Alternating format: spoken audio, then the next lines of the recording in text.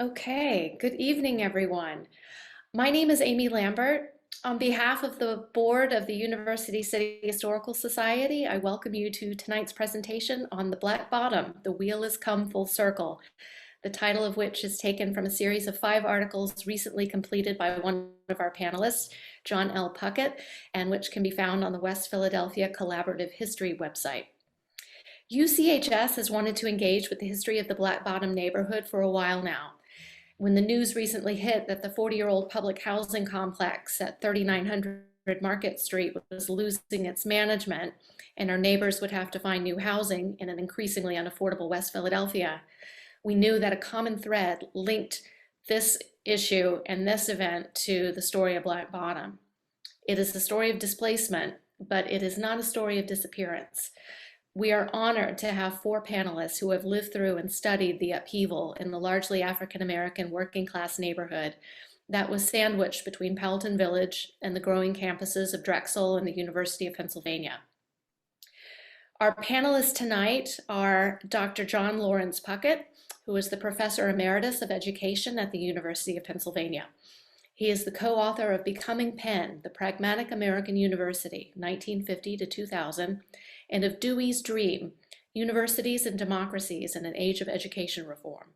His 5 articles on the Black Bottom are on the West Philadelphia Collaborative History website.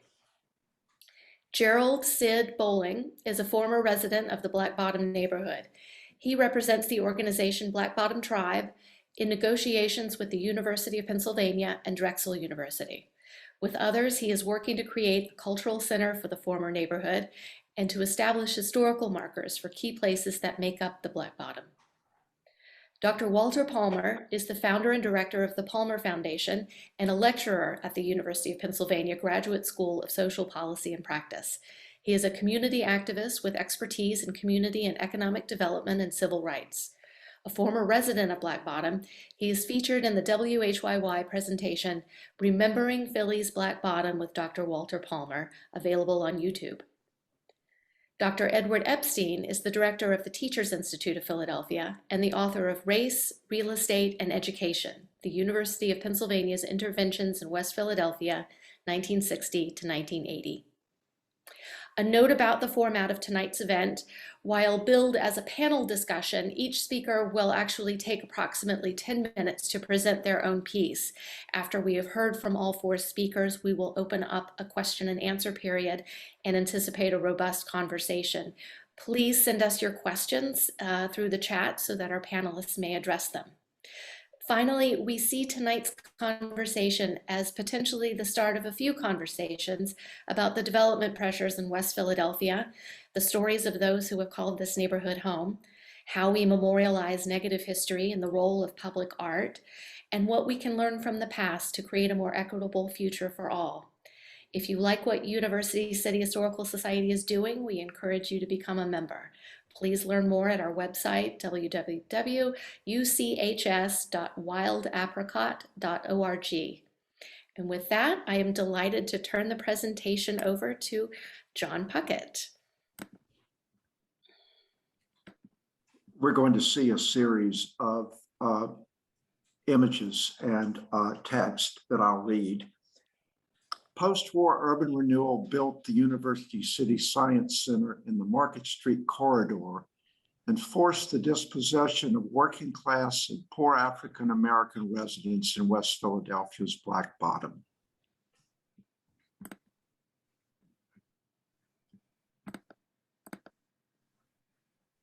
"36th Street, at the heart of the Black Bottom neighborhood, ran north from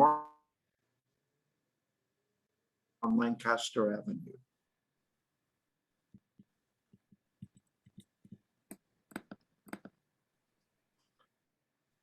Philadelphia's urban renewal planners of the post-war decades discounted the Black Bottom's vitality and communal relationships that were a hallmark of this urban space and its identity.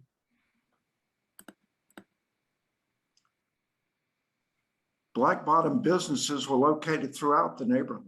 This laundrette providing its services on the northwest corner of 36th Street and Lancaster Avenue at the upper end of the neighborhood. Old timers interviewed after the Black Bottom removals fondly recalled the Club Zalmar, which was located on the northeast corner of 37th and Market Streets. CL Presser Company, a distributor of tools, equipment, and supplies for the construction industry, stood at the southwest corner of 36th and Market Streets. The city's redevelopment authority divided post-war West Philadelphia into planning areas and units for urban renewal. Units 4 and 5 were assigned to the University of Pennsylvania and Drexel, respectively, for campus expansion. While Penn had no legal writ for expansion in Unit 3, which was roughly coterminous with the Black Bottom, it claimed to need a compatible neighborhood in that unit. Penn's legendary master builder, President Gaylord P. Harnwell, led the creation of the West Philadelphia Corporation, a nonprofit coalition of the area's higher eds and meds, which was dominated by Penn and acted as the university's surrogate to control urban renewal in Unit 3 in concert with the redevelopment authority. The redevelopment authority declared Unit 3 as blighted, ignoring the harmful environmental effects of the city's 8-year dust and debris generating project of digging a subway tunnel under Market Street between 32nd and 45th Streets, which was finally completed in 1956 with the removal of West Philadelphia's Market Street elevated train line.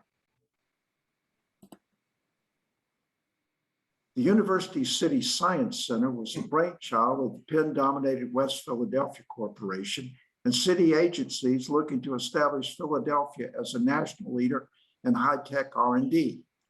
University City High School, while it was to be built by the School District of Philadelphia, was planned by the corporation as a high school of science and technology to be affiliated with the Science Center. The planners' skewed notion of democracy was to hold meetings where residents could voice their anger and concerns about a process that was long since a done deal. The RDA condemned Unit 3 properties for urban renewal in 1966.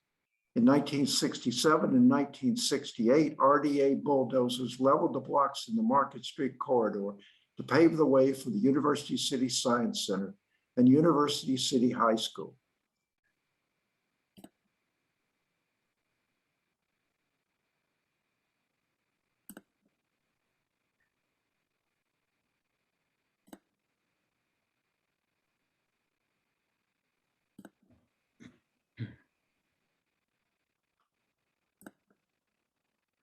The Science Center and its projected affiliated high school were two of several West Philadelphia Corporation-supported projects in Unit 3, which displaced a total of 2,653 people. Approximately 78% were African American. As many as, perhaps more than, 1,472 residents were displaced by the Science Center strategy. This takes us now to the belated protest and 6-day seizure of Penn's College Hall that was spontaneously organized in February of 1969 and supported by roughly 800 Philadelphia area college students and activists.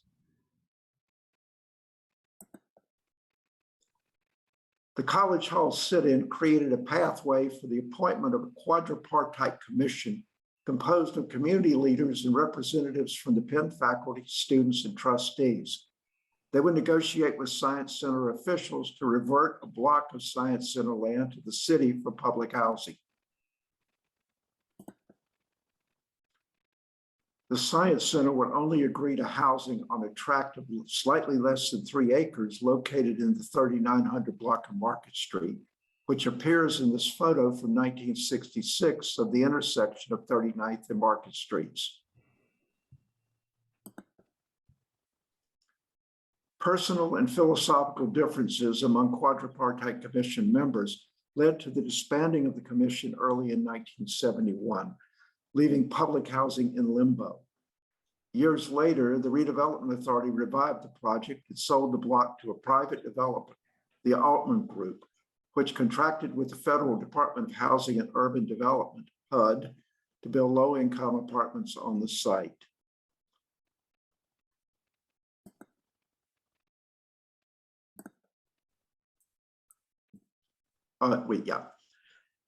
This low-income housing complex opened in 1982, with the Altman Group obligated to manage the site as Section 8 housing for 40 years until 2022.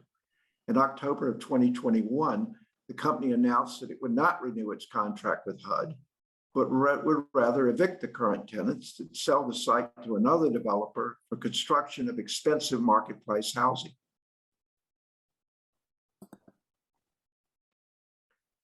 Here's the rest of the story.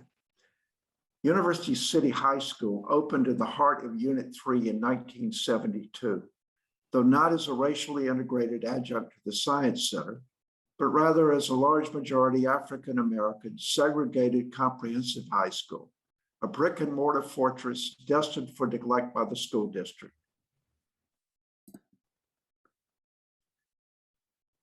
The school district closed the high school in 2013. The district sold the site to Drexel University in 2014, and Drexel demolished the building in 2015.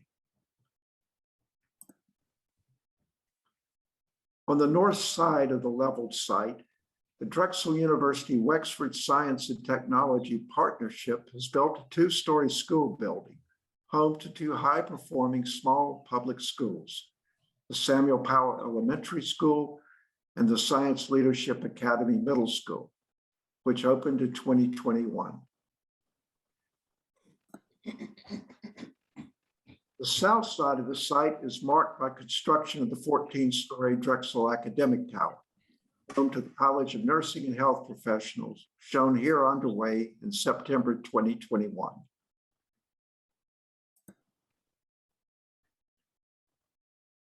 Today, the remainder of the former Black Bottom is being transformed as a Science Center Wexford Drexel mega project called U City Square, where new laboratory, incubator, and academic buildings are under construction or being planned in proximity to new market-priced apartment buildings whose rents are beyond the means of low-income West Philadelphians.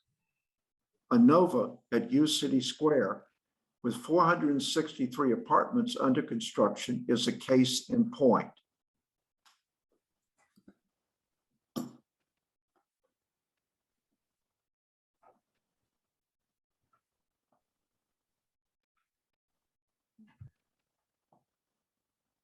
Now I'm ready. I had to get the questions up. Now we have an open-ended opportunity for panelists to discuss whatever is on their mind relative to this narrated presentation that I've made. For each panelist, I'm going to have a separate question, and we're going to start with Dr. Walter Palmer. And one question, Walt, that as soon as I find it here, here's the question. For the past half century, you've been an activist and spokesperson for Black Bottom residents who were compelled to leave their neighborhood a step ahead of the redevelopment authority's bulldozers. What do you see as your most important contributions to keeping the memory of the Black Bottom alive over the years? Well, I think that, thank you, John. I think that the way I want to approach this is, in every community, there seems to be people who care enough about a community to try to memorialize it or try hard to find ways in which to have a memory of it. In most communities, that doesn't happen. It didn't happen in Greenville, which preceded the Black Bottom. It didn't happen in Hamilton Village, which preceded Greenville, and would not have happened in the Black Bottom if I had not dedicated my life towards trying hard to preserve my beloved community. Someone has to step up to do it. No one in University of Pennsylvania's campus, John, you, Edward, the deans, the presidents, knew or cared anything at all about that community. And it wouldn't be until we were able to introduce it into the community in a formal and a semi-formal way. Now, I spent the majority of my life in the Black Bottom. I came into Black Bottom in the 1930s and 40s and began to really live and be involved with the culture and helping to shape the culture of that community. When people in academia talk about the Black Bottom, they talk in more terms of brick and mortar. They talk more in terms of fixation and statistics. They talk more in terms of government largesse. But I want people to understand that there was a culture. There was a culture in the Black Bottom that predates all that the West Welfare Corporation and the University of Pennsylvania's trustees did. And I lived in the shadows of the Black Bottom, of University of Pennsylvania all my life. I lived at 3645 Market Street from the time I was 6 or 7 years old with my mother and my father and my 8 siblings. And later when my father died, I was 12 years old. My mom met my stepfather. They had 5 more children. We had 12 children and 2 adults living in 2 rooms in 3645 Market. In the back of a shop that my stepsister had was a hair beauty shop. When I found the Black Bottom at a young age, I mean, I found an oasis. I saw, and I really was able to capture my imagination. I walked every inch of that place, the place called the Black Bottom, for as long as I can remember, as young as I can remember. I remember along 32nd Street, the Granary. I remember at 35th Street, 34th Street, that you had the Crown Laundry, where Black people who lived in that community, the Black Bottom, oftentimes got jobs. I remember the veterinarian hospital right there on the east side of 35th Street. I remember the Bucket of Blood bar on the corner of 36. I remember Barron's drugstore on the corner of 36th Street. Every neighborhood, particularly the Black community, always finds a place where people gravitate, and that becomes their corner. For the Black Bottom, though the boundaries ran from 34th Street out to 40th Street, east and west, and ran from the north side of Lancaster Avenue all the way over to Curie Avenue, the reality was that the community saw the Black Bottom as 36th and Market Street. That was their corner, and they protected it ferociously. Now, the Black Bottom had several thousand people that lived there in those boundaries. And what most people tell you who live there, that they felt protected, they felt cared for, they felt nurtured, they felt like they had a connection with one another. There was a church that was there called the Liberty Baptist Church on 37th Street. That was the uniting force. The church that not those of us were Catholic, whereas at 38th and Chestnut, St. James Church. There was the Iron Gate now, but it was a major Lutheran church, also was a fixture. The Black Bottom, as I remembered, was if you looked at housing stock from 34th Street on Market going north, you had brownstones and graystones, largely brownstones going out towards Lancaster Avenue. When you get to 36th Street, you had brownstones on the east side and you had graystones on the west side going out towards Lancaster Avenue. You had the blind home, that where many of us were able to get money for helping the blind folks as kids. You had little grocery stores in the area. You come on the corner of 36th and Market, which was the corner of the Black Bottom. Barron's drugstore was there, and right in front of him was Peachy's paper newsstand, where a lot of us made money from time to time selling his papers. Next to him was the apothecary. Now, the important thing about these places were that these places were really the doctors. These were the primary care people for Black folks in the Black Bottom. Because although we had the University of Pennsylvania Hospital only several blocks away to the north, or to the south, and Presbyterian Hospital a couple blocks away to the north, they were segregated. And for most Black folks, they were not really allowed to be treated if they didn't have insurances. And they built a 1,000-bed hospital, the city did, that was over towards the south side near Curie Avenue, called Philadelphia General Hospital. And so what was happened is that many people who were poor and who were infirmed and mentally infirmed, et cetera, they were spirited over to that hospital. And that hospital extended from 34th Street out to 38th Street near Woodland Avenue. Now, the primary school that we went to was the Kendrick School at 38th and Poughton. But the middle school was over at 38th and Woodland. That was the Newton School where I went to. And we knew every block, every inch of the Black Bottom. Those of us who cared about it. And those of us who were older would oftentimes take young people and the young kids for tours. Now, part of the culture of the Black Bottom, like a lot of Black communities, a lot of poor communities, is a hierarchy. There's a protective hierarchy. When I was growing up, Eagle Carter was famous for fighting and protecting the community. His brother, Sweetie Carter, like him. And his younger brother, who was my age, Cheesy Carter, we would all be looking forward to the day when we would be the protectors for the community. Rocky Cole, One-Eyed Rock, was another part of the people who helped to protect us while we were younger coming up. And this culture was endemic to the Black Bottom. And the Black Bottom became fierce. People knew that this was not a place where you could go and just wreak havoc on it. The interesting thing about it was that it also was a buffer for the University of Pennsylvania and protected Penn from people coming into their community, because they'd have to come through the Black Bottom in order to get to Penn. If you look at any records in terms of any of the activities, criminal activities that took place on Penn's campus, you need to look between pre-displacement and post-displacement to see what that is. When that young fellow, Asian Inahu, was killed, it was members of the Black Bottom that I led into North Philadelphia and led into West Philadelphia, crossed into Mantua to try to find the people who killed him. That story's never told. The Black Bottom was, for the most part, a pariah as far as University of Pennsylvania is concerned. We looked at Penn, we saw Penn as a bastion of white racism. We saw it as an elitist place. Penn talks about having provided jobs for people. If you look at the kind of jobs they provided, oftentimes they were menial jobs, housekeeping, kitchen, laundry, and people had to eat in the basement if you were Black. They didn't eat up on the first floor. The blood was segregated back in the 50s and 60s, and marked C and W, colored and white. Yeah, there were some jobs. And eventually after high school, would go there and be trained in cardiopulmonary medicine. But the culture of the community went on with the Acme Market near Excel Presses, the rubber plant on the corner of 36th Street on the south side, walking all the way up to 37th Street, Poppies.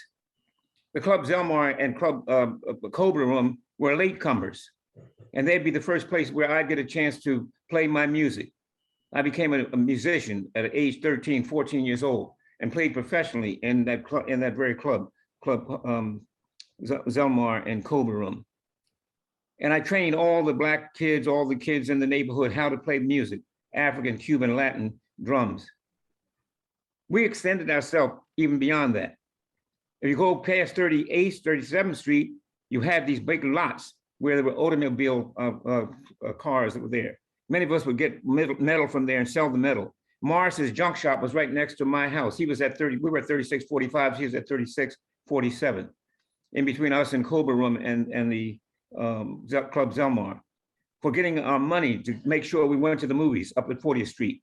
At 40th Street, you had the Eureka movies on the north side of Market Street. 2 blocks up, you had the Fans Theater, where I got a chance to see some of the greatest actors of all time. Bill Bojangles, Bill Robinson. You go to 40th Market Street, there's a Fountain Bar right at the corner of Filbert. That was where all the great jazz musicians played in there. These are the kinds of cultural things that were going on inside that community that I saw and was inspired by from the time I was 6, 7, 8 years old. And I was glad to get the chance to protect it. I became, at the time I was 15, 16 years old, I became the warlord that I wanted to become to protect that community. Now, the reason that's important because I walked every day, every night, every inch of the Black Bottom to make sure that the young girls were protected, like the older guys protected us, to make sure the young boys were protected, like the older guys protected us. These tough names, Snake, Potato Salad, Foots, all these people have gone and there's no memory of them. Nobody remembers them. I had no intention of being involved in the University of Pennsylvania, knowing full well in the 1950s and 60s what its interest was in us. It was only because a number of white students on Penn's campus heard about the work I was doing in terms of the Black Power movement. I led the Black Power movement, Civil Rights movement, Afrocentric movement between the 1950s and 1960s, before Dr. King and Malcolm, all of them on the scene.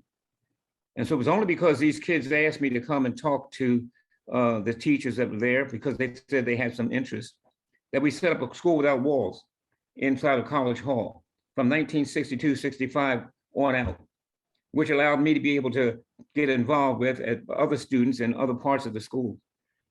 I was invited to speak and participate in the schools of medicine, law, education, engineering, Africana studies, history department, urban studies, where I'm teaching now, social work, where I'm teaching now. And the medical school, I just finally got them to allow me to teach a course on racism in medicine in the medical school. The Black Bottom had many, many people who made many contributions. We had great athletes, Fucus Johnson, Billy Amos, his brother Bo Amos, great athletes in football, basketball, baseball. We didn't have the money to be able to have full uniforms like most people did. For us, our pool, the swimming pool in the summer was the fire plug on the corner. The football in the winter was daily news tied up tight with string. Playing tennis was really playing wall ball, taking a tennis ball, going against the wall. Baseball was half ball. You know, the Black Bottom survived because they cared about one another. On 37th Street, you had brownstones on the east side and you had graystones on the west. 38th Street, the same. You had to go past the iron horse-drawn wagons on Market Street to get to 38th Street, where you had many of your graystones. Senator Arlen Specter, his family lived at 37th and Cuthbert Street, right across from the coffee factory and right next door to my great aunt who had a speakeasy. It was Specter's grocery store. And I told Arlen that before he died, that he was a member of the Black Bottom. It was only because these kids asked me to come on Penn's campus that I began to start engaging these young kids, these young white students, and trying hard to get them to have a different perspective in terms of race and racism, and take a look very closely at the university, who was for the most part trying to get a gated community inside of there to keep us out. Never realizing the fact is it was cutting off his nose despite its face. We pushed hard. And then eventually I was asked to come teach in several schools. And I took the students that were there and I made everything Black Bottom, Black Bottom, Black Bottom. And for 30 years in the schools of social work, history department, and urban studies, I had students gather data. Most communities don't have that opportunity. It so happened that I was able to have the opportunity. It so happened I had the interest. It so happened I had the skill set. It so happened I was a fighter and willing to fight and resist. When the University of Pennsylvania had those meetings that John talked about, I broke up a lot of those meetings. I created havoc inside those meetings. When the University of Pennsylvania decided that it was going to make these promises that everybody would have the right of first refusal to come back, I exploited that lie and tried hard to get people to fight and resist. Now we were limited because we didn't have the money. We didn't have the lawyers. I brought in people from the NAACP. I brought in people from the Black Power movement. I brought in people from all around the city and around the country to try to help us fight. The students who were organizing on the inside, I helped those students with their organizing efforts. We supported their sit-in because they supported our fight on the outside. It was a combination of the work between the students, myself, others, members of the community that I was able to garner to work with them, that we created the quadripartite agreement. It didn't just come out of nowhere. It was work and it was sacrifice and there were limitations. We didn't have the same access to the Board of Trustees as the students and the faculty, so I used them wisely for them to support it. When they finally got to the point where the resistance was not paying off, I organized a group to shut down 38th Street. The KFC was the place where we went every Saturday for our cabaret parties. The culture of the Black Bottom extended every inch of the boundaries that I've shared with you. We had rent parties. Walter, Yes. This is John. I have to play the bad guy here, and that your description is fascinating, and I know we're going to come back to you in future panels and so forth. We'll hear more from you on this one, but I've got to move this over to Sid now. I just want to say this, John. The thing is that there are only a few of us left to tell this story. There's only a few of us between 85 and 100, a dozen and a half. I introduced many of these people to the students who had helped us build that 30 years of gathering data, which I then donated to the University of Pennsylvania archives so that future generations could learn and read about this and have a consistent story and not have to constantly be having the story fabricated on every group that comes out. But I'll get a chance to talk more about that. Yeah, that's for sure. That would turn to Sid. And So my question for you is tell us what the Black Bottom Tribe is, how it was formed, what its goals are. I think Dr. Palmer explained all of that when he's in his introduction to what the Black Bottom is and what it's for. I don't think I have to go through that once more. But if you want me to, we're a community of former slaves, former Indians, who got together and stayed together for their cause because they knew about the racism that was happening around going on anyway in their time. But however, I'm looking at it's astounding. I looked at the first slide that we had, and you've seen the people there with the bulldozers, and you've seen the mothers having babies in their hands, and then you see people just sitting in there leisurely living their life in a good space, and these folks come here with a bulldozer and knock down their building while they still in it. And I'm wondering if this is the 21st century, or 20th century when this happened. The leader of the free world, University of Penn, is a hell of a school, and I can't believe that they sunk to this level of indecency to people that were here before them. I really can't see this. I mean, like this is the most horrible depiction of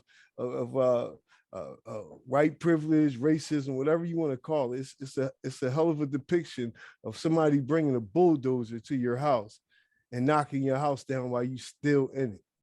I mean, with no regard to human life, no regard. If you look at the slide, you'll see a woman coming out of her house with 2 babies in her hand. They have no regard for human life. And I'm just looking at this and I'm asking myself, was it all worth it? And matter of fact, is it all worth it? You know, this is a continuing saga. Continuing. We're going to get on here and express, what's been happening with us, what's going on. They doing stuff with the townhouses. We out there trying to help with that, and further and further, these universities, Drexel, Penn, Science Center, continuously get endowment grants, get all these accolades and all these things. But this is their horrible past. This is their horrible past. This is like murder. This is like attempted murder right here. I mean, I don't know what nobody else see, but I see attempted murder. I mean, like people are in their house.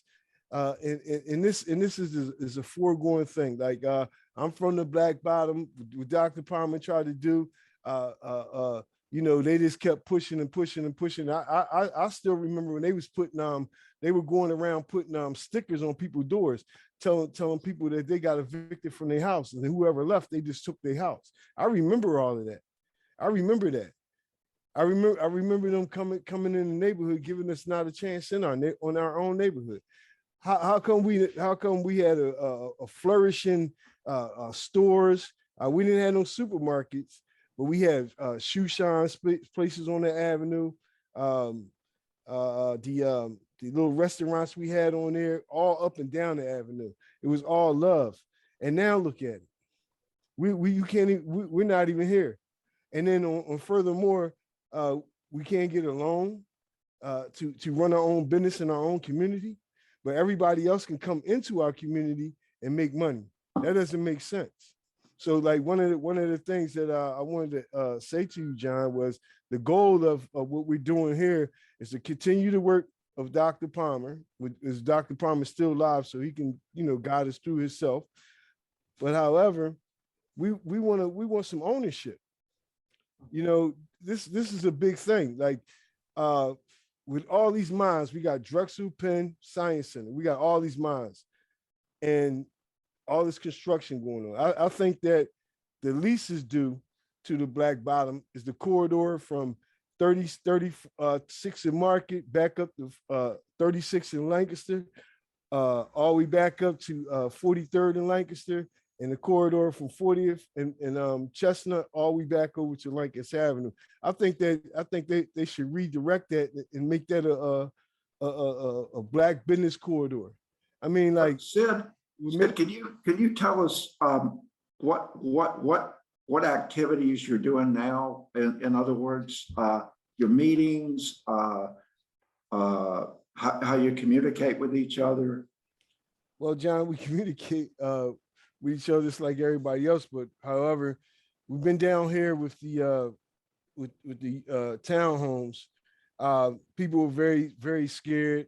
I haven't talked to nobody today. I just gave them a chance to get themselves together. Listening to the folks who they had a meeting last night that was just for them. So I'll find out tomorrow what happened. But you know, they're scared. No matter how much I try to go down there and try to reassure them, you know, we need that bulk of people, you know, and we need to go now, and we need to get on the ground now. We only have 40, I think it's 48, 49 more weeks before this agreement that the stoppage of the sale or anything else is going to be done to that, and that's coming up shortly. And I just want to get to work. You know what I mean? We had nowhere that we can go and have a real meeting at because we don't own anything. We have to always ask somebody where we can go, and it's like you can't pull no resources if you don't have anywhere to go. You know what I mean? This should be like a campaign. You know, we're looking for somebody to give us a spot so we can have a campaign to save the townhouses. We can't work like we've been working now. You know what I mean? It's too hard. It's too difficult. So like you know, I'm trying to think about finding a place that we can get together so we can hold meetings. The Zoom is okay, but you still have to get that personal touch to things and go see things. So, you know, it's going to be hard for us. I don't see anything or anyone opening their doors to us at this point to accommodate, you know, us having meetings and strategizing in their buildings. So that's what I'm looking for, John, at this point. Okay, well, thanks, and I'm sure when we move to Edward, we're going to hear more about this. Edward, as your question, tell us about how you came to be involved in all this as a West Philadelphia resident. I think you came here about the year 2000, 2001. Am I remembering that correctly? Yes. Here we go. Thank you, John. And I want to thank the other panelists for their comments and information. I'm going to share my screen right now.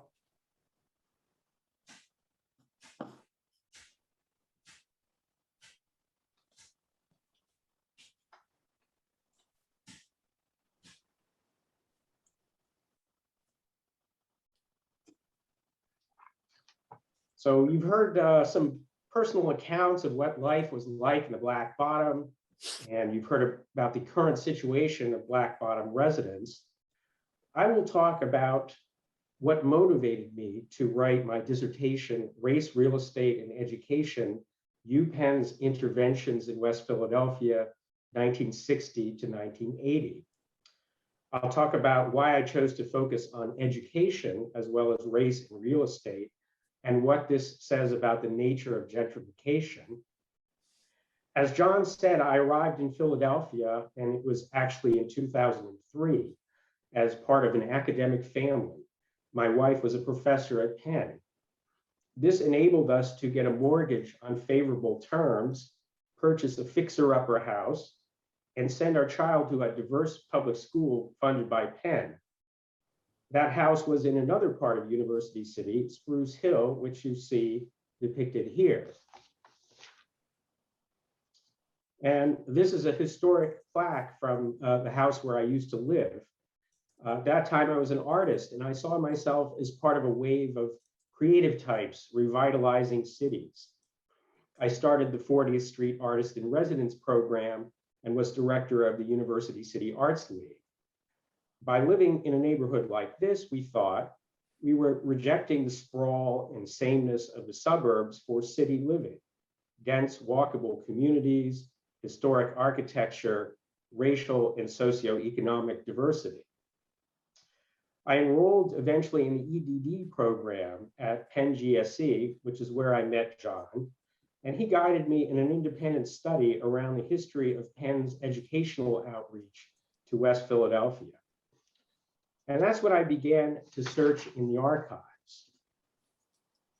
And I came across this booklet, Elaborations on Living in University City, produced by the West Philadelphia Corporation, or WPC, the organization that Professor Puckett mentioned earlier. This was published in 1963. And you'll notice that the silhouette of the ironwork on the cover is the same as the one on the historic plaque. The elaborations profiled what the WPC called a responsible type of citizen who was moving back to the neighborhood. And the profiles had a familiar ring to them. Like this one of Peter and Ann Janetta, who are, quote, having pure fun fixing up their 90-year-old house, which they purchased for $8,000. Note that Peter was chief resident and instructor in the Hospital of University of Pennsylvania. He said he likes being in University City because he can walk to the hospital in 8 minutes if he's called. Or this profile of the family of Myrna and Irving Gopnik, who are, quote, extravagant admirers of beauty. Their kids like to read Shakespeare and go to the Penn Museum and take advantage of other cultural amenities in the neighborhood. The Gopniks like living in a community, quote, so diverse that a Negro is simply a neighbor and not a cause to launch a crusade or form a blockade.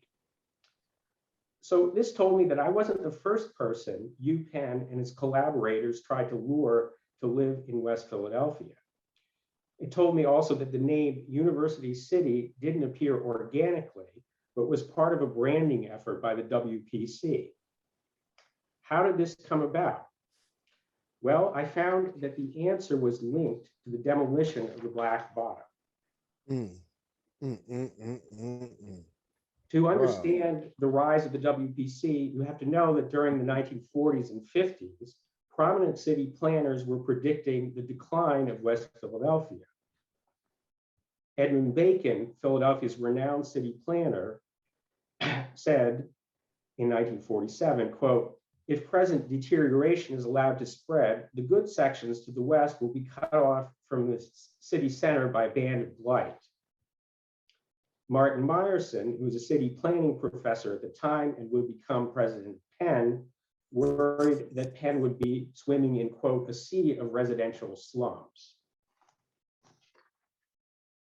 What was happening was that as a result of the Great Migration, parts of West Philadelphia were becoming Blacker, as shown in this map depicting the neighborhood breakup in 1959. While neighborhoods to the west of Penn and Drexel, like Spruce Hill, remained mostly white, those are in yellow, neighborhoods to the north, like Mantua and the Black Bottom, became predominantly Black between 1950 and 1960. The planners worried about Powelton being absorbed by the, quote, sea of blight that Meyerson spoke of. So they formed the WPC to rebrand the neighborhood as University City and replace the Black Bottom with a yet unnamed new use. Now, the event that triggered the founding of the WPC was the murder of Penn student In Ho Oh in 1958, which Dr. Palmer mentioned. That actually happened on the border of Mantua and Powelton. The founding documents of the WPC show that displacement was the intent from the beginning. The founding study repeats the warning of neighborhood decline, which it attributes to, quote, the accelerated in-migration of non-academic lower income families, which in this context could only mean one thing, more Black people. It proposes that the Black Bottom be redeveloped as a, quote, residential link with Powelton for Drexel and Penn. Now, to enact this plan, They needed buy-in from the people who they wanted to keep in the neighborhood. They included on their board of directors representatives from neighborhood associations represented by the yellow, blue, green, and orange areas. The Black Bottom had no such neighborhood association and was not consulted on WPC plans.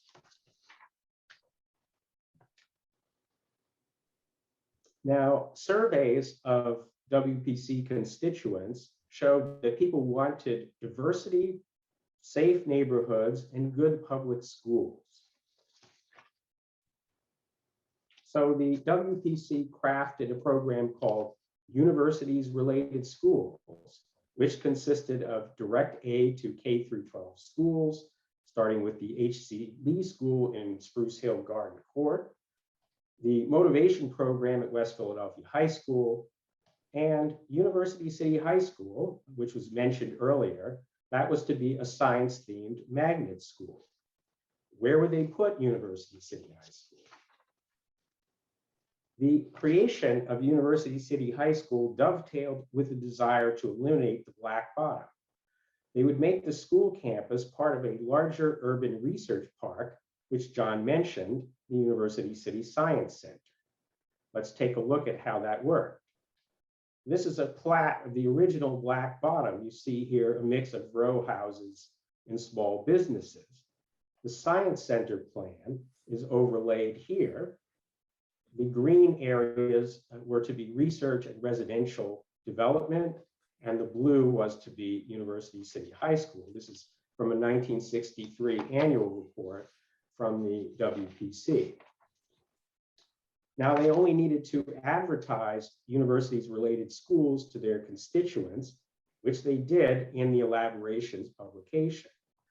This page touts Lee as a diverse, high quality school where, quote, roll call leads like a United Nations roster.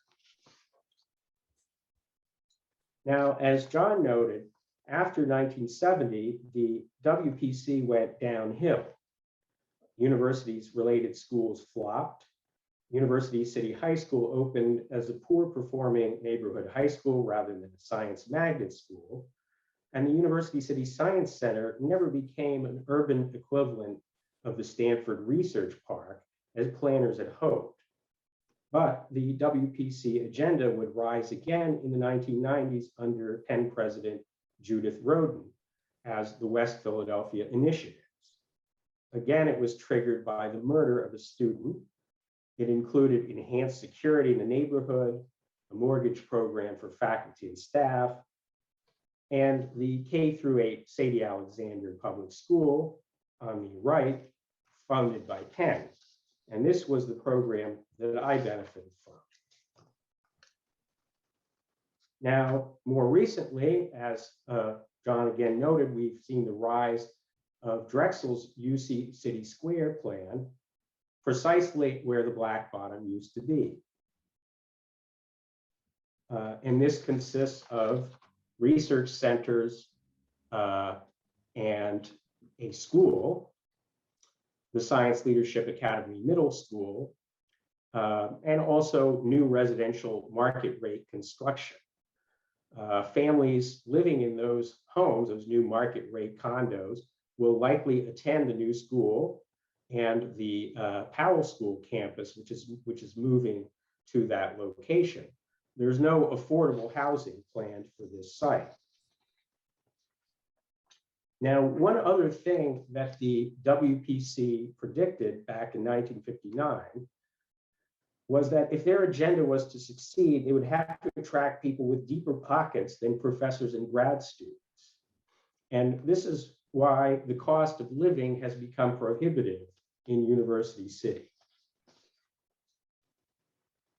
Since the rise of the West Philadelphia Initiatives, in the Penn Alexander School catchment area, the median home price has tripled. The area has lost more than 500 units of affordable housing. And the Penn Alexander School has become much less diverse than it was originally. Originally, 57% of the students were African American. More recently, it's down to 21%. So I look at elaborations as a template for gentrification narratives. In my view, this was a playbook for future gentrification that has happened around the country and around the world.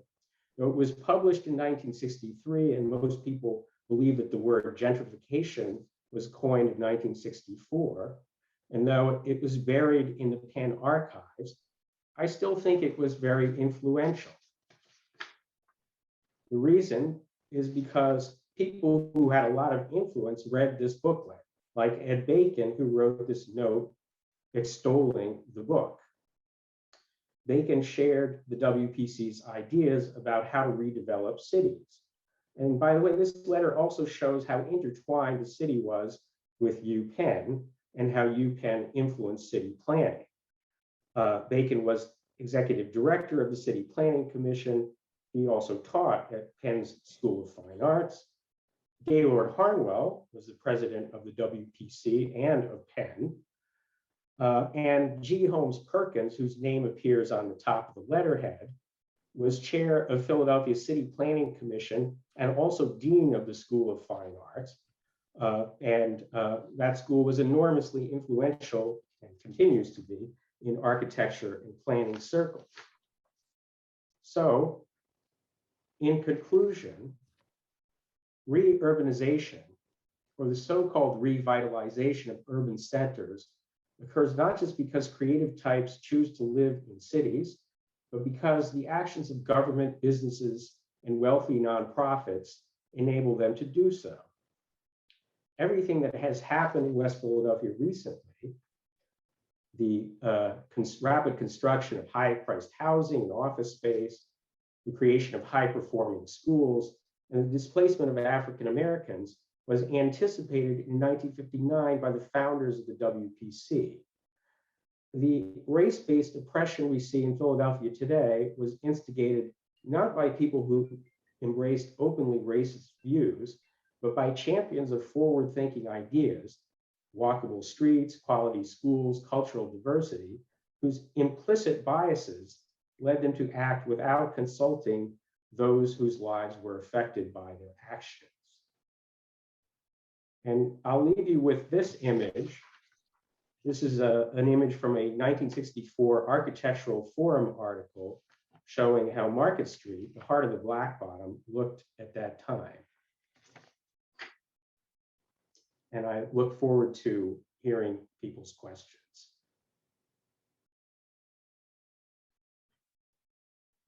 So we go to Amy. Yes, questions are coming in. There are a few in the Q&A. Please, folks, add your questions to the Q&A. One question is, are any of the residents of the 3900 Market Public Housing Complex former residents of the Black Bottom? That's a good question, because I was thinking about that. The Black Bottom boundaries, as I mentioned to you before, was extended from Lancaster Avenue on the north all the way over towards University City. But I don't call it University City. I still call it Black Bottom, but University Avenue, they call it. Mantua is also in the bottom. So people who lived north of Lancaster Avenue were also in the bottom. The bottom existed, the total bottom existed from 46th Street on the west to 32nd Street on the east. All of that is called the bottom. The Black Bottom was just this particular piece that was carved out from Lancaster Avenue on the north, going past Market Street towards the south and up to 40th Street at the west. When I created this thing called the Black Bottom Reunion in the 1970s, before I went off to law school. And we had several thousand of people that met out in the park in the first year, maybe 4,000, 5,000 people, I'm not sure. We did that every year for 40 some years or more, all the way up into present day. A number of people from the bottom, from Mantua, would come and attend. Now, many of them had neighbors, many had friends. Some were related by cousins or by marriage. So they sort of adopted the Black Bottom Reunion. And in fact, it is now dwindled down so much that we don't really, many of the people who would come out there, well, Black Bottom residents no longer come out. And they're few, most are older. when we first set it up in the 1970s, we had large families like mine, 13 children, 12 children alive, and the Davises and the Carsons and the Robinsons, who had 8, 10. The Carsons had 13. The Scotts had 16 children. They got the trees, the big trees, and it was a very uniform thing. So now we don't, it's hard to distinguish. And if you weren't alive, if you weren't adult in the 1970s, when Penn had finally pushed people off the land, it's very unlikely that you really got to know the Black Bottom, right? So many of the younger people who eventually moved out and went on are not people who, for the most part, can even tell you and remember what it was like in the Black Bottom. Thank you. Gerald, the reason I support Gerald is a new generation trying hard to recreate and trying hard to establish something. It's going to be difficult to try to do it in terms of who's who. There's no genealogy, et cetera. But the point is, he looks for a cultural center, a historical library, museum, education center, et cetera. Modest, very, very meek and very modest, I think, to try to get that so that people can build on it as an education center. Yeah, so can you talk about what you all in the Black Bottom tribe are doing right now?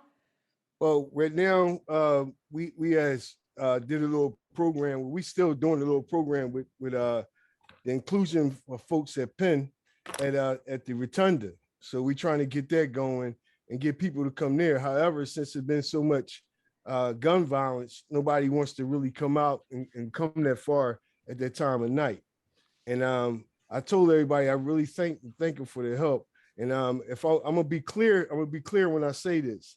Okay, no one is giving us 8 to 10 or 12 hours of space that we can use, because like I'm gonna say again, we have to act like this is a campaign to save the townhouses. This cannot act like we can come in 1 time or 2 times a week. This is an ongoing process. We have to put people on the street. We have to get these petitions out. We have to get some banners out. We have to make some noise. They only have 49 weeks. You know what I mean? I don't know how much clearer I can be. You know what I mean? I want to be that clear. You know what I mean? We're looking for a space that we can use as when the legislators go run for office and they're using the office and they got the phones going. That's the same thing we need. We need the phones going. We need the office space open. We need some money poured into us so we can go ahead and save the townhouses and save our sense, have some kind of sensibility about what's happening in the communities. You just can't keep building monstrosities without the people. It has to be a people element in there, and we are the people. You know what I mean? Dr. Farmer been fighting for all these years, and we still in the same spot. You know what I mean? I don't want no handouts. I'm not here for no handouts. I want real work done. If you want to help us, then let's get real work done. You know, I don't want to be arguing with nobody, talking to nobody about this. You know what I mean? Separate things are separate. You know what I mean? These people at the townhouses are losing their house. They're just expecting somebody to tell you that you got 6 weeks to get out your house. How are you going to be? How fragile you going to be? Nobody's coming to them and giving them no aid or telling them, showing them where they got to go, because there's nobody in PHA doing the doggone thing, as far as I know. So I'm going to find out tomorrow the real story, so I can hear from them what's going on. But this is what. Go ahead, Dr. Palmer. Yeah, but the thing, when I hear Gerald say that, but as somebody who has run all kinds of civil rights and Black Power campaigns and political campaigns over the past 70 years, it's going to take more than just having a space. It takes money, it takes organization, it takes clout, it takes a lot of things, a lot of components to try to make these things happen, and to make them become a reality. This fight can be no different from the fights of the past that have taken place. And I think the thing is, we have to look at the people who are there, whether they are members of the Black Bottom or not. They're there as a result of the Black Bottom and should be treated no less than we would have expected the Black Bottom to be treated, right? Whether they're from Mantua or whether they're from over the hill or whether they're from Valley of the Z Cools. These are some of the names of the neighborhoods to the north, right? Walt, can I intrude here just a minute with a little historical information that should pertain to the present. Mhm. More than 50 years ago, this college hall sit-in that Walt attended, the trustees signed an agreement to help.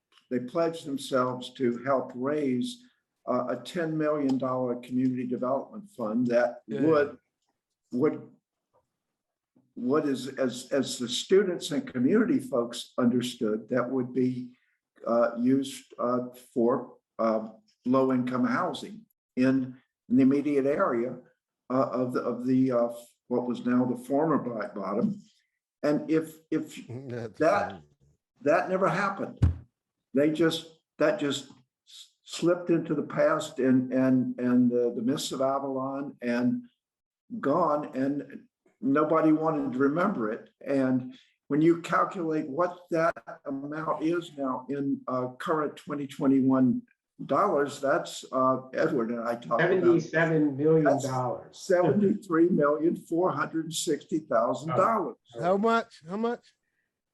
$73,460,000. Oh, that's a drop in the bucket to these people. It is. They need to give us that right away. Cut us a check tomorrow so we can start doing stuff. Yeah. Wow, that's a drop in the bucket for them, John. What do you think? It does suggest some moral responsibility on the part of the university. But they've done that so many times. A lot of the protests that I was involved in on the campus, like forgetting the Du Bois House, forgetting Africana studies, Shucks. all these protests, right? There were promises made and promises broken. They were supposed to under Rodin's reign, they were going to put together hundreds of thousands of dollars for Black kids out of West Philadelphia and Southwest Philadelphia. Then it turned to be students of color. That's why I always tell people, do not refer to me as a person of color. I'm an African of African descent, and I have a peculiar history in this country based on that descent. To just put us all together, it just is disingenuous. And so what happened is, where those Black kids who were supposed to get these tens of thousands of dollars for scholarships, it was displaced by students coming from Africa, from Haiti, from Asia, from South America, because they were people of color. This was always a kind of a liberal, white liberal ethos of just sort of this amalgamation. And we let it go by. And time again, these promises are made, and these promises are broken. Yeah, because I feel there is movement now, particularly for Penn to do something around the 3,900. Yeah, well, other than that, John, I love that. I care about that, and I want everybody to know. I really thank them for caring about 3,900 market, the 40th market. But when we look at that, how are we going to look at that, John? Because I want to look at it at points where we get some money to buy it, and it becomes our vessel or plot of land, the Black Bottom's vessel or part of the land, and that now we can keep our places affordable housing because we're actually running it. And then now this gives us the opportunity to move forward. Putting since we're in the food desert, why not put a co-op supermarket up there, John? What do you think? Right on the avenue, a nice big brand new co-op supermarket where people come in and shop and get some good food instead of doing what they did over there in AC and buying from the bodegas and eating all that rotten food that they have. And we can make it more better because we can grow it, and also we can import it in. So we can be looking good if we can get these universities on board with this. Like I was saying before, that corridor of Lancaster Avenue and 40th Street will be a good investment for all of these folks, Penn, Drexel, and all the rest, the city and everyone else, to invest in us. and invest in the black bottom because they always kept the black bottom out. They did everything around us and kept us out. So now let's go ahead and put some money into us. I've been seeing little ticks coming up on the chat line of 5 billion here, all this money here, and then the 77 billion that they should be responsible for, since they said they was going to do it. So they should keep their word with that. Gerald, there's no reason for them to do it. People have tried hard to get institutions and have tried to get people who, for the most part, come out of a racist bent to do the right thing because of a moral compass. That hasn't worked. Do the right thing for Christianhood. That hasn't worked. Do the right thing because it's giving back. It makes a place in heaven. All of these things, and it's only been when there's been the threat of the possibility. When part of what eventually pushed the Board of Trustees towards trying to come together, because I built a trench city at 38th and Market Yeah, I remember Street. you telling me that. It'd be damned the bulldozers, and I had about a dozen of guys. We built trenches in front of the bulldozers. I ran barbed wire across 40th Street to their cars that come through. I signed people at different corners, right, to make sure that they disrupt any the cars were turned over and set on fire. It was guerrilla warfare. Penn created the poverty it needed in order to justify the taking of the money, the land. They needed to convince the government that there was a need, and the fact that it was impoverished, and that it was so it was an urban this urban grant that they wanted to get. So they bought property, and in concert with the General State Authority, with the West Philadelphia Corporation, with City Council, with Ed Bacon. And ironically, I met Ed Bacon. I fought Ed Bacon all these years. Before he died, I had an opportunity to meet with him in his home on Delancey Street, right, to talk about this, right.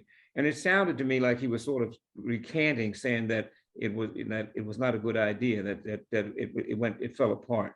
I'm not sure. I can't swear on it, right? But that in those conversations that we had back then. But people are not doing this because of goodwill. We don't have people sitting there in these trustees board and et cetera. We got to change your mind now. Let's put all this money together and give it to these folks. Well, we have quite a few questions in the Q&A that I want to get to. Some are really terrific. The first one is what was the argument that was made at the time that the construction had to be there in Black Bottom rather than someplace else? I can address that, and maybe John can as well. Originally, the Science Center was not to be in the Black Bottom. There was an idea floated in 1960, 1961, that they create a science tower close to where the left bank is, near 30th Street Station. And that idea would have displaced no one because it was on disused land owned by the railroad. But at some point in 1962, thereabouts, they decided that it would go in the Black Bottom. John, do you have anything to add to that? Well, I think the Science Center said it's non-negotiable. We're not going to put housing in that will break up the continuity of the Science Center, which was there. Walt, you may remember this. I wasn't there, but I've read documents that somewhere between 36th and 38th Street, around 36th Street, thereabouts. And the Science Center said, no, if we do it, we're going to do it off-site, so to speak, which means push it up as far away as we can, and we'll put it up at 3900 and between Market and Filbert, or Loveland. I'm sorry. And John, I think what you're talking about is after the Science Center was created. Yeah, proposals. Science Center was formally incorporated in 1963, and all of this planning was going on actually started with the the West Philadelphia Corporation had a lot of this stuff under negotiation with the city. So you may have just answered this question, but I'll ask it anyway if you want to give more precision. Was a more open, less settled site, such as close to 30th Street Station, considered for the Science Center instead of the Black Bottom? What was the cutting edge hype to justify the center? Your own evaluation of anything good for humanity it's accomplished?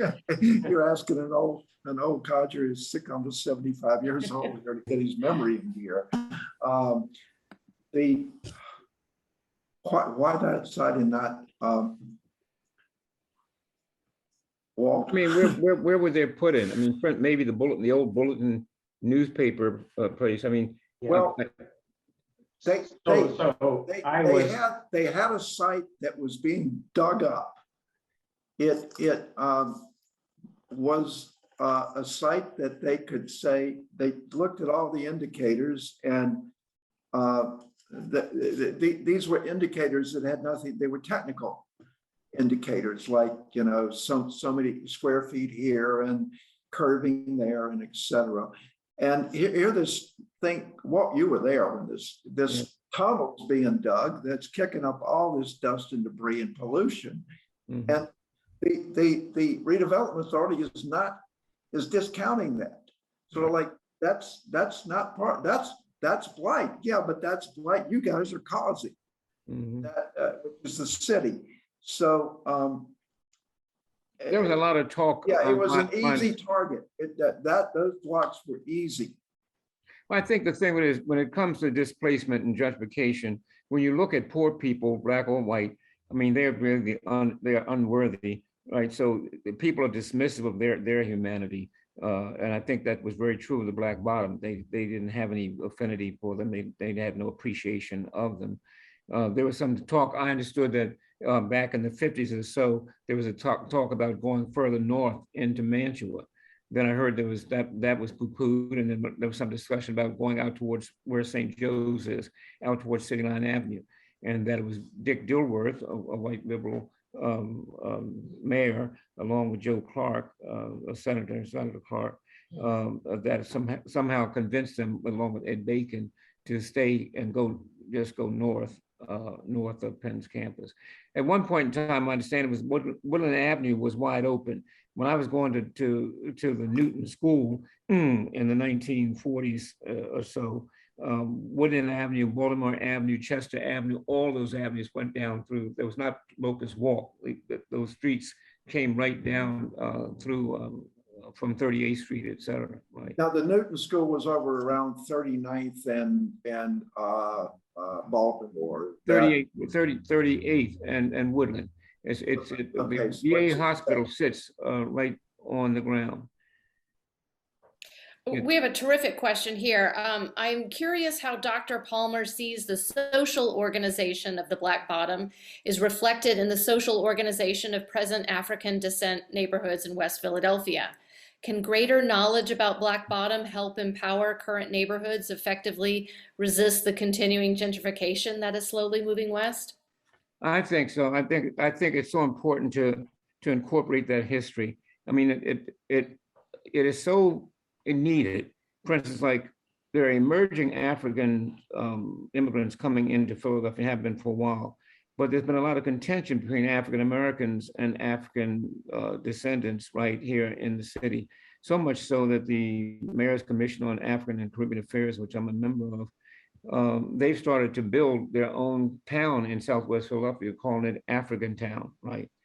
But there are some things about the past that are critical. For instance, like the benefit societies have been a part and parcel of almost most cultures, European cultures, African cultures, Asian cultures, and for Black community, they had these cultures.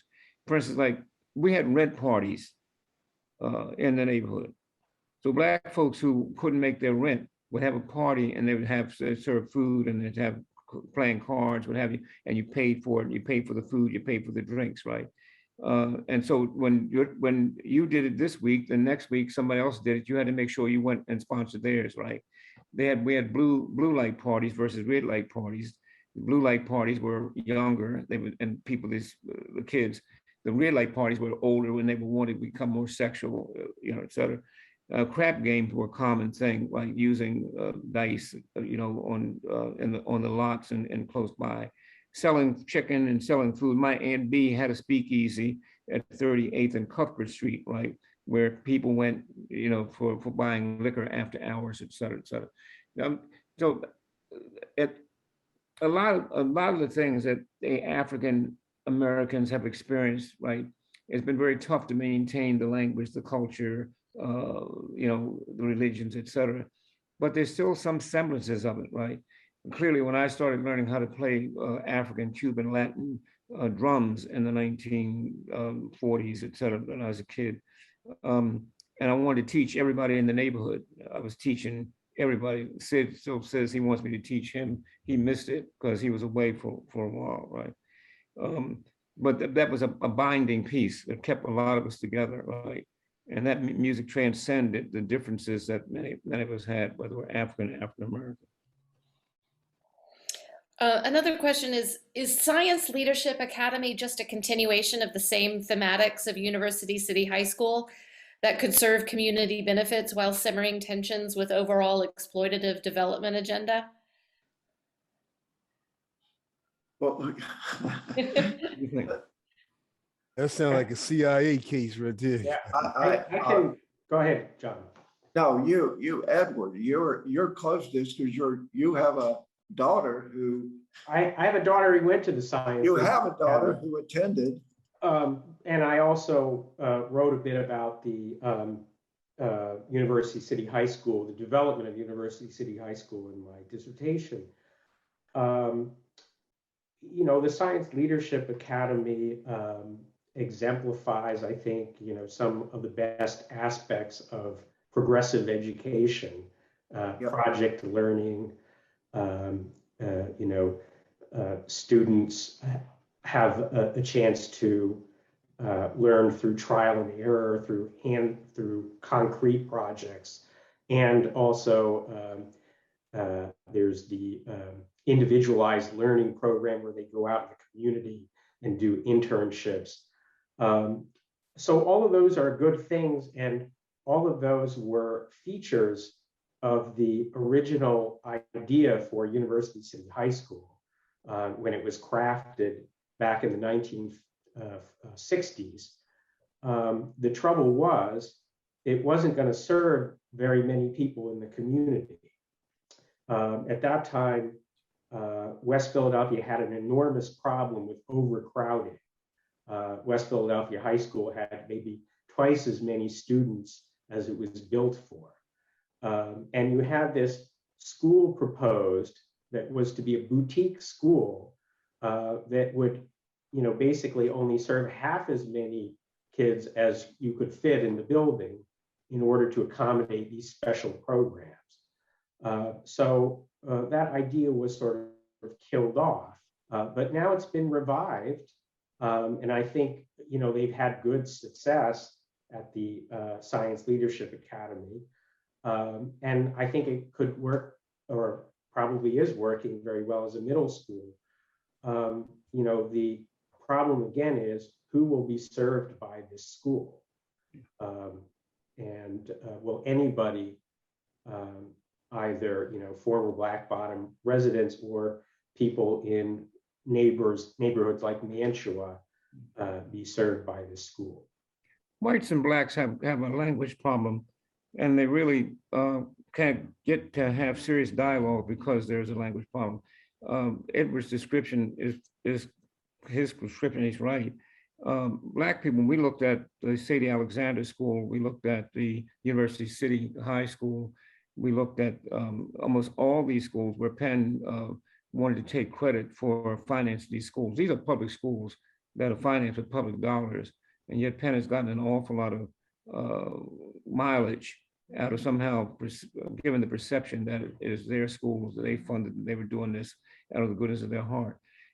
There were people in the Black community who were trying hard to get Penn, instead of building Sadie Alexander School, to take Lee School as a pilot, work with Lee School, and that didn't happen.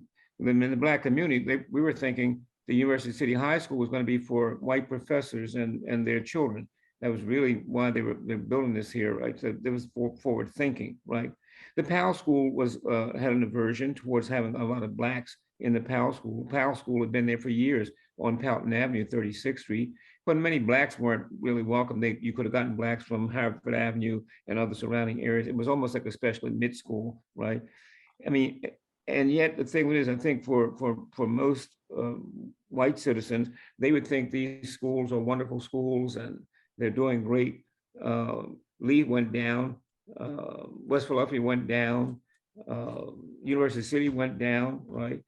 And quite naturally, many of the white parents didn't want their children to go to those schools because, first of all, they were predominantly black, and secondly, they were failing schools, to be honest with you, frank with you, academically failing schools, right? But the dialogue is always, we think two different ways about how we look at this stuff, and it's so important for people to understand that. Another question is, how do you think the Black Bottom will be remembered once the last residents with a direct memory of the neighborhood have passed? Well, I'm in touch with the oldest member of the Black Bottom. She's 102 years old, Cora Hill, born and raised in the Black Bottom, as was her mother, right? Her mother died. And Cora is still very, very alive and very vibrant, right? And I tried hard to get my students over the past 30 years as we collected all this data on the Black Bottom and other communities to get people like her. Cora didn't want to do it. A lot of people that I brought into Penn to talk to my students, et cetera, only did it because of my relationship with them growing up. She remembers me when I was a 10-year-old kid. She talked about that in city council one time when they were giving me an award. So we got some are 90, right? But we don't have 2 dozen more. I'll be 90 in 3 years, okay? So we don't have a lot of people that are there. But I want the Black Bottom to be remembered for both the good and the bad. Everything was not good. There was a lot of bad things that took place, and I'm recording and writing about that too. It's called A Matter of Life and Death, things that really most people would never know, and I have the inside information on it like that. But it was a loving, caring, sharing, protective community. I was a small kid when I moved into the area. It was too big. It was bigger than anything I'd ever seen, right? I was overwhelmed by it, right? But the nurturing and the protection. I remember the Scott family had 16 children. Whenever Miss Scott, the grandmother, would have food, she would always tell to my mother's friend, Miss Scott, who had these children, make sure Hannah, my mother, gets food. They'd put a pot together and food, and I'd have to go walk through the lot across Market Street into Ludlow Street to pick up the pot and bring it to feed our family. I mean, I never knew what it's like to have a bed on my own until I left home at 18, 19 years old. I went back to the Black Bottom every day to protect it, to make sure. I was director of cardiopulmonary care at Children's Hospital at age 25 years old. I had my stethoscope and my white lab coat on by day, but I had my leather coat or my African kufi on by evening to protect the perimeters of that community, right? I want people just to understand that we were fortunate for us, those of us who cared about it and tried to make it happen. This is the failing of most communities. How will Mansfield be remembered? How will Fairmount be remembered? How will, any of these, how will Chinatown be remembered? Only if people who are live in these communities care enough about their communities to really take the responsibility to try to record and memorialize those histories. I mean, if you now at Penn Archives, you can get almost anything you want about the life of the people living in the Black Bottom. I have these folks allow students from Penn to go into their homes and record their stories, their oral histories, right? People who I love dearly. I won't do it anymore because I think that what happens, I've worn people out by trying hard to open them up to the public like that. They have to constantly keep telling their story. It's a heartbreaker. Cora Hill believes that the University of Pennsylvania killed her husband. He said he didn't die until after we were forced to move off of 38th and Cuthbert and moved into a strange neighborhood, strange community. She never forgave Penn. And yet she allowed me to allow her to have others interview her, right?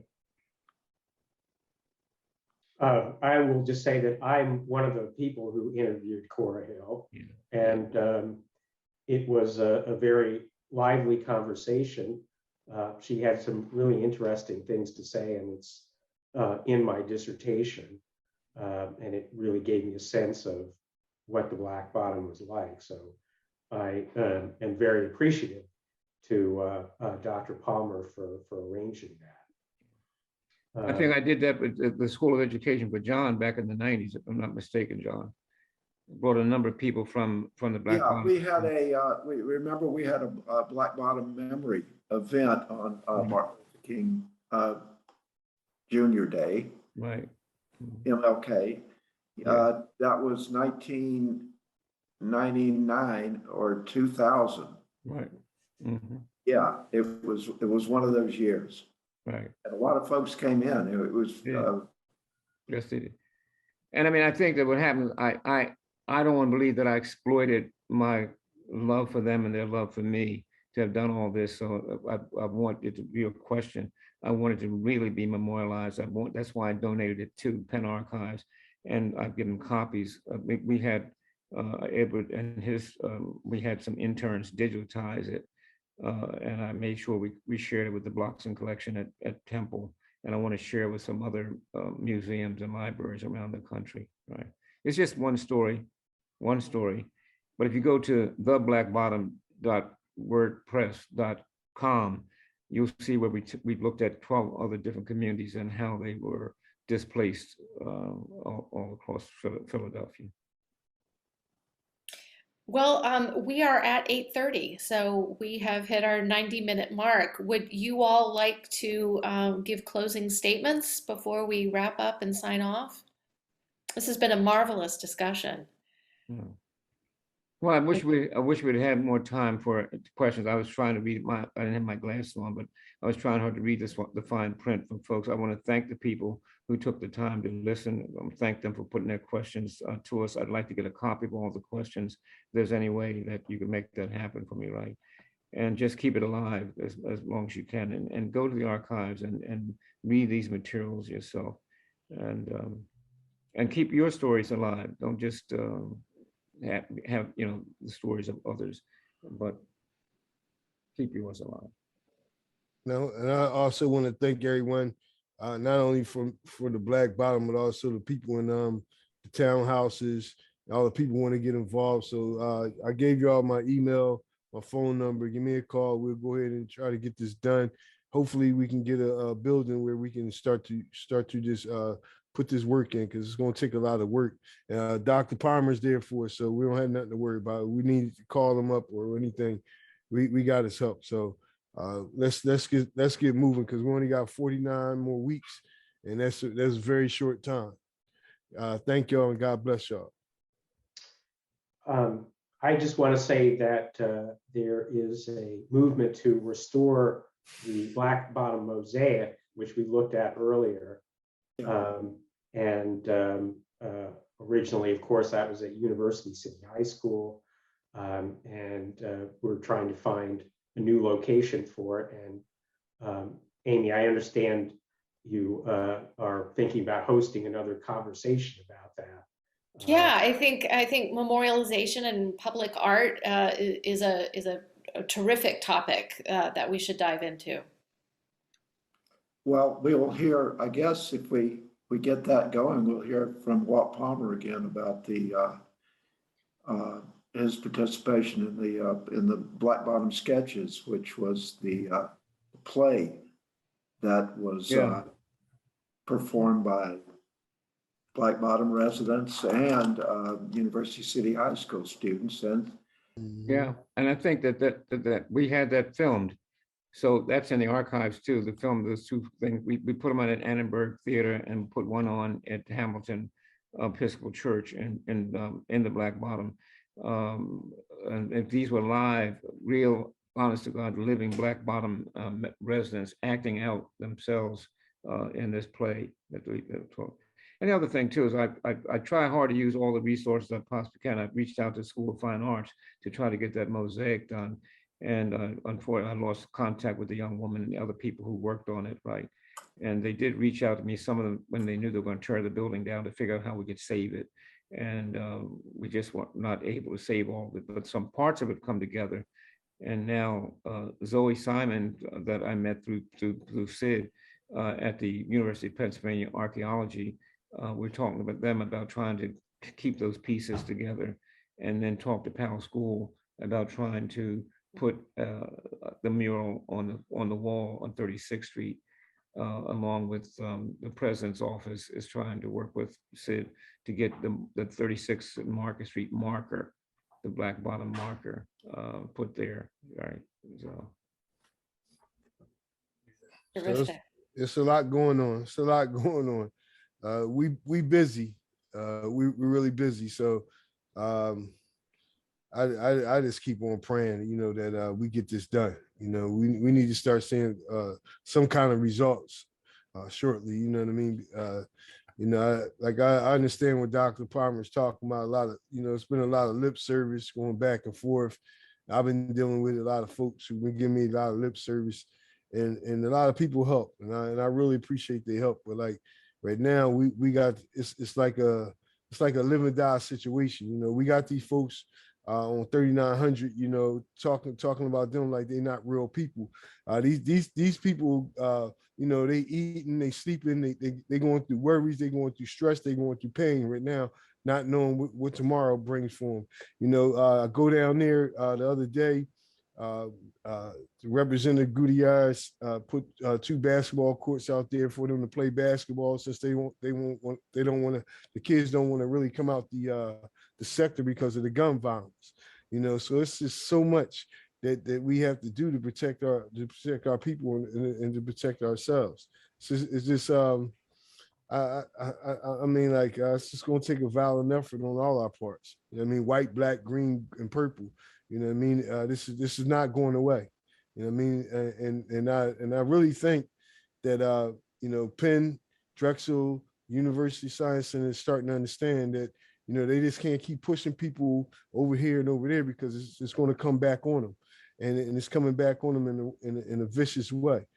So you can try to isolate the people and try to get people out your way, but it's not going to really happen.